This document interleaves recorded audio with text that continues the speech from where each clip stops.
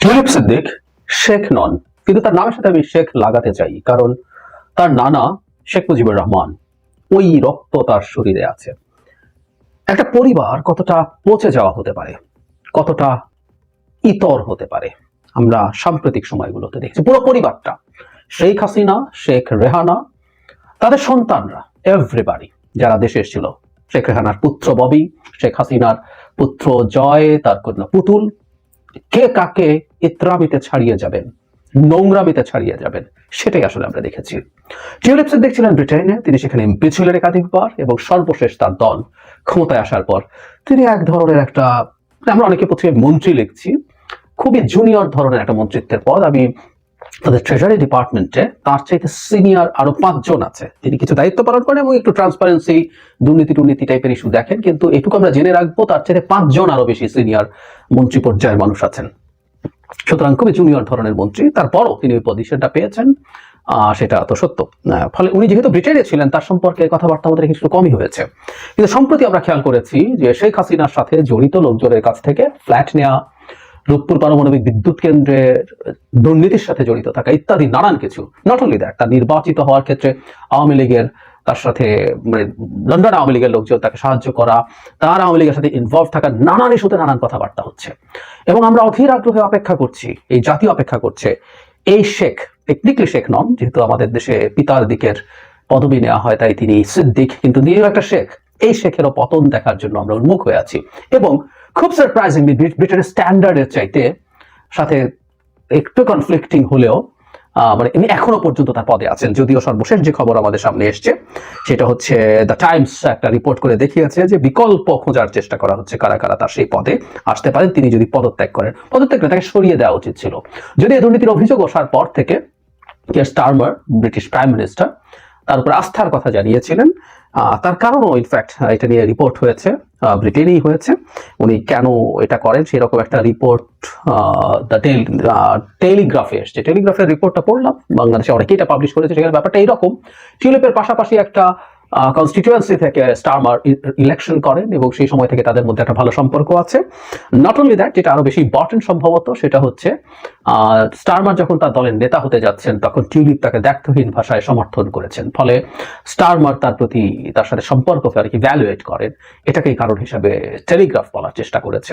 আমরা জানি না এর সাথে আরো কোনো ইস্যু জড়িত আছে কিনা, কিন্তু করেনি। কিন্তু আমরা, কারণ যাই হোক না কেন, ব্রিটেন যে গণতন্ত্রের সূতিকাগার, সেই ব্রিটেনে এই রকম নোংরা অভিযোগ ওঠা একজন মানুষকে এখনো পদে রেখেছেন তিনি, এটা ব্রিটেনের স্ট্যান্ডার্ডের সাথে বেশ কনফ্লিক্টিং, আমরা এভাবে নিশ্চয়ই বলতে পারি। আমরা অনেক রিপোর্ট এসছে, যেমন গার্ডিয়ান একটা খুব গুরুত্বপূর্ণ রিপোর্টের নিয়ে কথা বলেছে, সেটা থেকে কিছু অংশ পড়ি, এটা আমাদের জন্য খুবই ইন্টারেস্টিং সব তথ্য দেবে। টিউলিপ সিদ্দিক ঢাকার সাবেক প্রধানমন্ত্রী শেখ হাসিনা তৎকালীন সংস্কারের সঙ্গে নিজের তেমন কোনো সম্পর্ক না থাকার, উনি আগে একটা ইন্টারভিউ চ্যানেল 4-কে তিনি এসব বলছি, মানে ইন্টারভিউ প্রসঙ্গে কিছু কথা বলছিলেন, তাতে তার শেখ হাসিনার সাথে তার কোনো রকম কোনো সম্পর্ক নেই, এটা আসলে বোঝাতে চেয়েছিলেন। তারপরে বলা হচ্ছে, সমালোচকরা বলছেন বাংলাদেশে তার পরিবারের কর্তৃত্ববাদী শাসন থেকে নিজেকে দূরে রাখার যে কথা টিউলিপ বলেছেন, তাতে তাদের সঙ্গে আওয়ামী লীগের সঙ্গে প্রকৃত ঘনিষ্ঠ বিষয়টি আড়াল করার চেষ্টা হয়েছে। ঢাকা ভিত্তিক অনুসন্ধানী সাংবাদিক ডেভিড বার্গম্যান বলেন, টিউলিপ সিদ্দিকের অবস্থান হলো আওয়ামী লীগ বা বাংলাদেশের রাজনীতির সঙ্গে তার কোনো সম্পর্ক নেই, কিন্তু সত্য হলো তিনি আওয়ামী লীগের একজন বড় সুবিধাভোগী ছিলেন। ট্রান্সপারেন্সি ইন্টারন্যাশনাল, এটা টিআইবি না, ট্রান্সপারেন্সি ইন্টারন্যাশনালের জ্যেষ্ঠ গবেষণা কর্মকর্তা রোজ হুইফেন বলেন, শেখ হাসিনা বাংলাদেশের ক্ষমতা থেকে অপসৃত হওয়ার পর আওয়ামী লীগের জ্যেষ্ঠ নেতাদের কাছ থেকে তার ভাগ্নি যে সুবিধা পেয়েছে তা নিয়ে অনেক বেশি অনুসন্ধান করা হয়েছে। তিনি আরো বলেন, মন্ত্রী এখন তার বিষয়টি স্ট্যান্ডার্ড বিষয়ক স্বতন্ত্র উপদেষ্টার কাছে পাঠিয়েছেন, তখন এই সংক্রান্ত সম্পূর্ণ তথ্য জোগাড় করা উচিত, যাতে সম্ভব অযাচিত প্রভাব বা মন্ত্রীর কোড লঙ্ঘন করা শনাক্ত করা যায়। তিনি আরো বলেন, 9 সালে শেখ হাসিনা ক্ষমতা যখন আসেন তখন টিউলিপ সিদ্দিক লন্ডনে লেবার পার্টির প্রার্থী হিসেবে কাউন্সিল হওয়ার জন্য প্রতিদ্বন্দ্বিতা করেছিলেন। বর্তমানে মুছে ফেলা তার ওয়েবসাইটে, এই যে একটা খুব খেয়াল করি আমরা, তথ্য অনুযায়ী তিনি আওয়ামী লীগের যুক্তরাজ্য ও ইইউ লবিং ইউনিট এবং নির্বাচনী কৌশলে দলের অংশ হিসেবে কাজ করেছেন। এমনকি তিনি দলের মুখপাত্র হিসেবে বিবিসি ওয়ার্ল্ড নিউজ চ্যানেলে উপস্থিত হয়েছিলেন। মানে ওয়েবসাইটে তিনি লিখেছেন, লিখে আবার সেটাকে সরিয়ে ফেলেছেন। তিনি বলছেন যুক্তরাজ্য ও ইইউ লবিং ইউনিট এবং নির্বাচনী কৌশল দলের অংশ হিসেবে কাজ করছেন। তো টিউলিপ সিদ্দিক নোংরা পচে যাওয়া আওয়ামী লীগের একজন সদস্য বা তার কাজ করছে, এটা খুব স্পষ্টভাবে বলছেন। তারপরে রাজনীতিতে তিনি ভালো করে 2013 সালে মস্কোতে রুশ প্রেসিডেন্ট ভ্লাদিমির পুতিনের সঙ্গে তার খালার বৈঠকের ছবিতে টিউলিপকে দেখা যায়। রূপপুর পারমাণবিক বিদ্যুৎ কেন্দ্র নির্মাণে রাশিয়ার সঙ্গে চুক্তির ক্ষেত্রে টিউলিপ মধ্যস্থতা করেছিলেন কিনা তা এখন তদন্ত করছে বাংলাদেশের কর্তৃপক্ষ। অভিযোগ উঠেছে এই প্রকল্প থেকে তার পরিবারের সদস্যরা অর্থ আত্মসাতের সুযোগ পেয়েছেন। অন্তত $5 বিলিয়ন কথা আছে। আর টিউলিপ শেখ পরিবারের শেখ মুজিবুর রহমানের নাতনি হয়ে এবং সাম্প্রতিক সময়ে শেখ পরিবার যে নোংরা বিভৎস দুর্নীতি মানবাধিকার লঙ্ঘনে জড়িত, সেখানে টিউলিপ সেটার অংশ হবেন না, হতেই পারে না। তার মা শেখ রেহানা বাংলাদেশের লুটপাটের নেতৃত্ব দিয়েছেন। এস আলম সহ যত গ্রুপ যত টাকা বাড়িয়েছে তা মূলত শেখ রেহানার কাছে তার হিস্সা গেছে, আমরা জানি এগুলো এখন। এবং সে তার কন্যা টিউলিপ বিরাট সাধু, হতেই পারে না। 2015 সালে প্রথমবারের মতো যুক্তরাজ্যের পার্লামেন্ট সদস্য নির্বাচিত হওয়ার পর টিউলিপ যুক্তরাজ্য আওয়ামী লীগের এক কর্মসূচিতে অংশ নিয়েছিলেন। সেখানে তার খালা শেখ হাসিনাও ছিলেন। তিনি টিউলিপের কপালে অভিনন্দন চুমু দিয়েছিলেন। ওই সময় উল্লসিত সমর্থকদের সামনে টিউলিপ বলেছিলেন, আপনার সহযোগিতা ছাড়া আমি কখনোই এখানে একজন ব্রিটিশ এমপি হিসাবে দাঁড়াতে পারতাম না। Very interesting. আওয়ামী লীগের পুরো শাখা, মানে লন্ডনে থাকা শাখা, যদিও প্রবাসী শাখা আমাদের আরপিওতে আইন অনুযায়ী নির্বাচন কোন রাজনৈতিক দলের প্রবাসী শাখা থাকতে পারে না, কিন্তু তারা পুরোপুরি কাজ করেছে। এই পরিমাণ তথ্য একটা সহযোগী পত্রিকায় আছে, সেখানে রীতিমতো টিবিএসে, সেখানে রীতিমতো ছবি দিয়ে যুক্তরাজ্য আওয়ামী লীগের প্রচারণা কিভাবে চালিয়েছে এসব ছবি দিয়ে দেখানো আছে। তো তারা হুবহু ওইভাবেই কাজ করছে। এখানে ক্ষমতাসীন দল টিউলিপের পদে বিকল্প একটি সংক্ষিপ্ত তালিকার কথা বলেছে, তারা এগুলো দেখছে, এটা একটু আগেই বললাম। এখন আমার কাছে যে জিনিসটা মনে হয় সেটা হলো টিউলিপ সিদ্দিক যা যা করেছেন, যা যা হয়েছে তাকে নিয়ে বাংলাদেশের উচিত এই জায়গাটা আমার মনে হয় বাংলাদেশ সরকারের বিবেচনা করা দরকার। কারণ শেখ হাসিনার সাথে থাকা লোকজন যখন তাকে এই ধরনের ফ্ল্যাট দেয়, যেটা অন্তত ওয়েল ডকুমেন্টেড হয়ে পাওয়া গেছে, সেটার ব্যাপারে বাংলাদেশ সরকারের সরগোল করা দরকার।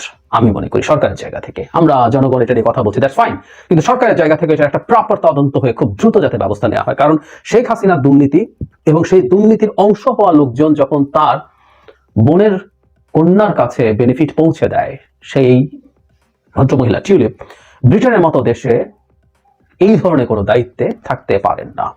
এই বার্তাটা ব্রিটেনের কাছে দিতে হবে এবং এই শেখকে, মানে শেখ পরিবারের রেখে যদি পতন ঘটানো যায়, এটা আমাদের জন্য একটা খুব বড় বিজয় হবে। এই একজন শেখ এখন কোন রকমে টিকে আছে এবং তার কিছু সোশ্যাল পলিটিক্যাল অবস্থান দেখা যাচ্ছে।